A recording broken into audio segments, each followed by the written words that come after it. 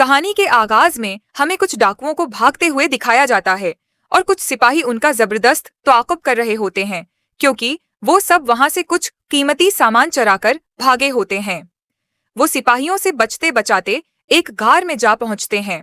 वहां वलीम अपने साथी से एक काले बारूद ब्लैक पाउडर के बारे में बात कर रहा होता है।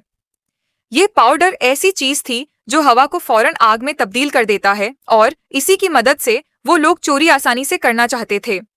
अभी वो दोनों उसके बारे में बात ही कर रहे थे कि अचानक एक अजीब सा शख्स आता है और उनके 3 साथियों को बुजली की सी रफ्तार से मार डालता है। वो इतनी तेजी से हरकत करता है कि किसी को नजर ही नहीं आता कि हुआ क्या।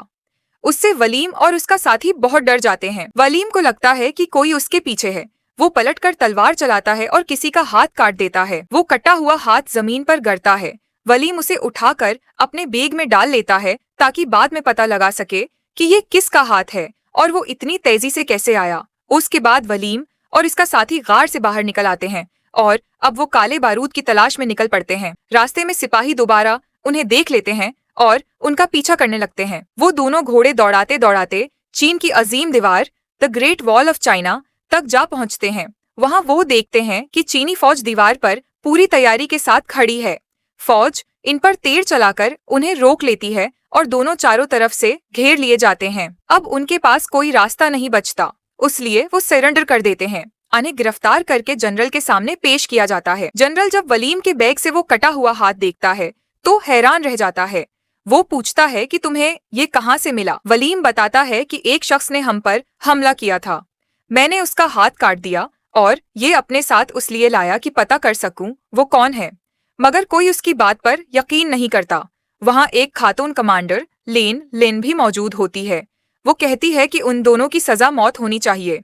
जनरल जब उन्हें मौत की सजा देने वाला होता है तभी एक आदमी आकर कहता है कि यह दोनों सच कह रहे हैं, क्योंकि उनकी तलवार पर अभी तक ताजा खून लगा हुआ है। इसी वक्त एक सिपाही दौड़ता हुआ आता है और इत्तला देता है कि दुश्मनों ने हमला कर दिया है। जनरल फौरन हुक्म देता है कि सब अपने हथियार तैयार कर लें और वलीम और इसके साथी को कैद कर लिया जाता है। वलीम कैद में एक खास आदमी से पूछता है कि वो कट्टे हाथ वाला शख्स कौन था और तुम लोग उससे क्यों डरते हो। तुम्हारे पास इतनी बड़ी फौज है फिर भी खौफजदा क्यों हो। वो आदमी जवाब देता है कि वो आम इंसान नहीं बल्कि एक ताकतवर मखलूक के साथ आया था, एक मॉन्स्टर। थोड़ी देर बाद वो मॉन्स्टर्स वाकई हमला कर देते हैं। चीनी फौज अपनी पूरी ताकत से उनका मुकाबला करती है। कुछ तीर अंदाज, कुछ नेजा बरदार और कुछ दीवार की हिफाजत पर मामूर होते हैं। इसी दौरान वलीम और इसका साथी देखते हैं कि एक आदमी जनरल के साथ मिलकर लड़ रहा है, तो वो भी मदद मांगने लगते हैं। दूसरी तरफ हम इन मॉन्स्टर्स की मलका क्वीन को देखते हैं, जिसके इर्द गिर्द दूसरे मॉन्स्टर्स उसकी हिफाजत कर रहे होते हैं। वो सब दीवार पर चढ़ना शुरू कर देते हैं। कुछ कामयाब भी हो जाते हैं और दीवार के अंदर घुसकर सिपाहियों को मारने लगते हैं। बड़ी मुश्किल से 3 मॉन्स्टर्स को मारा जाता है। जनरल वलीम की बहादुरी से खुश होता है, मगर साथ ही फिक्रमंद भी कि ये मॉन्स्टर्स बहुत ज्यादा तादाद में हैं। अगर उन्हें न रोका गया तो वो पूरी सल्तनत पर कब्जा कर लेंगे।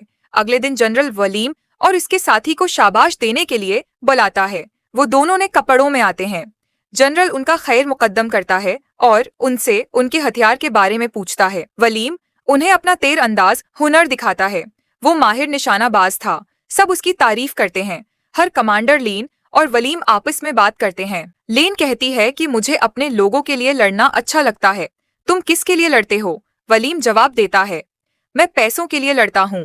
रात में एक और आदमी उन दोनों को अपने पास बुलाता है और बताता है कि वो भी यहाँ काले बारूद की तलाश में आया है। वो कहता है कि जब सब लोग मॉन्स्टर से लड़ रहे होंगे तो हम ये पाउडर चराकर भाग निकलेंगे। वलीम और उसका दोस्त ये मंसूबा मान लेते हैं। फिर एक लीडर वलीम से पूछता है कि ये मकनाटीसी पत्थर मैग्नेटिक स्टोन तुम्हारे पास कहाँ से आया। वलीम पूछता है कि ये मॉन्स्टर्स आखिर आते कहाँ से हैं। वो बताता है कि सदियों पहले एक आग का गोला पहाड़ पर गिरा था, जिससे पहाड़ सब्ज हो गया था और इसी से ये मखलूक पैदा हुई। हर 60 साल बाद ये बाहर आकर तबाही मचाते हैं, इंसानों पर हमले करते हैं और एक मलका उन्हें कंट्रोल करती है। इसी रात एक मॉन्स्टर फौज पर हमला कर देता है। जनरल अपनी जान कुर्बान करके लेन को बचाता है और मरते वक्त उसे नया जनरल बना देता है। कुछ दिन बाद बादशाह की तरफ से एक कासिद आता है जो रिपोर्ट देता है कि कहाँ-कहाँ लड़ाई हुई। इसमें यह भी लिखा होता है कि एक खास दरवाजा है जहां पहुंचकर ये मॉन्स्टर्स पुरस्कून हो जाते हैं।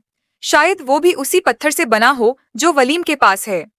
वलीम कहता है कि हमें एक मॉन्स्टर पकड़कर उस पर तजुर्बा करना चाहिए। उसका दोस्त उसे समझाता है कि हम यहाँ तजर्बे के लिए नहीं बल्कि बारूद चराने के लिए आए हैं, मगर वलीम अब रखने का फैसला करता है। वो लोग एक मॉन्स्टर पकड़ने में कामयाब हो जाते हैं और पत्थर के साथ तजर्बा करते हैं। मॉन्स्टर वाकई उस पत्थर से डर जाता है। वो खुश हो जाते हैं। बादशाह का कासिद इस मॉन्स्टर और पत्थर को ले जाता है ताकि बादशाह को खुश करे। लेकिन रात में पता चलता है कि मलका मॉन्स्टर ने एक बहुत बड़ी सुरंग खोद ली है ताकि अंदर घुस सके। उधर वलीम का दोस्त और वो आदमी काले बारूद को चुराकर भागने का मंसूबा बनाते हैं। वलीम उन्हें रोकने जाता है तो वो उस पर हमला कर देते हैं। वो किसी तरह बच निकलते हैं। रास्ते में वो आदमी वलीम के दोस्त को धोखा देकर उसका घोड़ा और बारूद लेकर फिरार हो जाता है। कमांडर लीन को जब खबर मिलती है तो वो समझती है कि वलीम ने भी साथ दिया होगा, मगर एक सिपाही गवाही देता है कि वलीम ने अपने दोस्त को रोकने की कोशिश की थी। फिर भी लीन का यकीन टूट चुका होता है, इसलिए वो उसे जेल में डाल देती है। बाद में वलीम को पता चलता है कि अगर मलका मॉन्स्टर को मार दिया जाए तो बाकी सब मखलूक भी मर जाएगी। वो मंसूबा बनाते हैं कि एक मॉन्स्टर को खाने के साथ बारूद लगाकर मलका के पास भेजा जाए और जब वो खाना खाए तो ऊपर से तीर मारकर धमाका कर दिया जाए।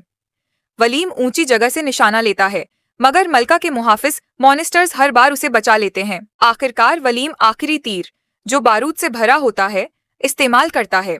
रस्सी से झूलकर नीचे आता है और ऐन वक्त पर तीर छोड़ता है। एक जबरदस्त धमाके में मलका मार जाती है और बाकी तमाम मॉन्स्टर्स बेजान होकर गिर पड़ते हैं। अब लीन और वलीम खुश होते हैं कि उन्होंने मुल्क को बचा लिया। वलीम अपने दोस्त को कैद से आजाद कराता है और दोनों खुशी खुशी वहां से रवाना हो जाते हैं। यूं ये कहानी यहीं खत्म हो जाती है। ऐसे ही मजीद फिल्म एक्सप्लेनेशन वीडियोस के लिए नेट कमेंट करना ना भूलें। शुक्रिया।